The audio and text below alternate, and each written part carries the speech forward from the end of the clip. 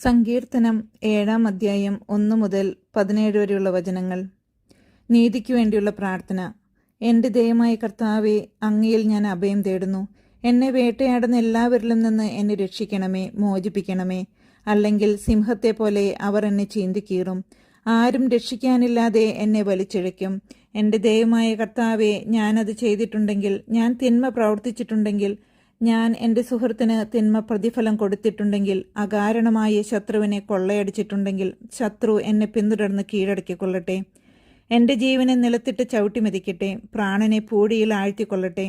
കർത്താവെ, കോപത്തോടെ എഴുന്നേൽക്കണമേ. എൻ്റെ ശത്രുക്കളുടെ ക്രോധത്തെ നേരിടാൻ എഴുന്നേൽക്കണമേ. ദൈവമേ, ഉണരണമേ.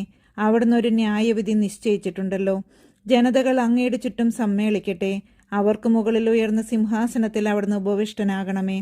കർത്താവ് ജനതകളെ വിധിക്കുന്നു. കർത്താവെ, എൻ്റെ നീതിനിഷ്ഠയ്ക്കും സത്യസന്ധതയ്ക്കും ഒത്തവിധം എന്നെ വിധിക്കണമേ. നീതിമാനായ ദൈവമേ, മനസ്സുകളെയും ഹൃദയങ്ങളെയും പരിശോധിക്കുന്നവനെ, ദുഷ്ടരുടെ തിന്മയ്ക്ക് അറുതി വരുത്തുകയും നീതിമാന്മാർക്ക് പ്രതിഷ്ഠ നൽകുകയും ചെയ്യണമേ. ഹൃദയ നിഷ്കളങ്കതയുള്ളവരെ രക്ഷിക്കുന്ന ദൈവമാണ് എൻ്റെ പരിച.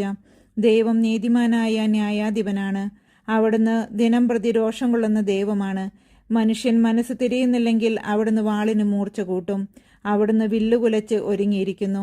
അവിടുന്ന് തൻ്റെ ശരങ്ങളെ തീയമ്പുകളാക്കി മാരകായുധങ്ങൾ സജ്ജമാക്കിയിരിക്കുന്നു.